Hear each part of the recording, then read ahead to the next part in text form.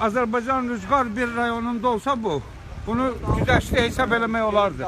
Bakının sentrində belə bir biabırçılıq o əlaqədar təşkilatlar üçün ayıbdır. Vallahi ayıbdır. Yəni siz açıq formada tələb elə, təklif elədiniz daha doğrusu ki, Lotkvenin yəni üzək rahat formada. Rahat formada keçək, öz işimizi görək. Yəqin o batan avtomobillər də sizin qonşularınızın Qonşularında cəmaət çilmənir, ortasına suya girir, maşınları çıxardır. Belə bir acınacaqlı vəziyyət Bakının mərkəzində ağla batma şeydir. Ayıbdır. Mən deyəm ki... Sizin təşkilinizə cavab verdilər ümumiyyətlə? Yəni, heç olmasa lotka verin üzək. Heç kim şey eləmir. Ona baxırsınız maşın. Bax, indi avtobus gəlir. Avtobus gəlir, maşının başından açırsın.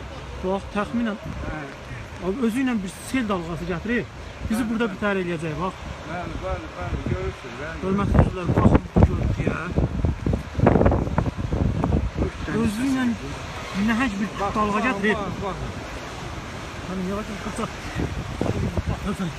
oldu, mən görürüm. Çox sağ olun.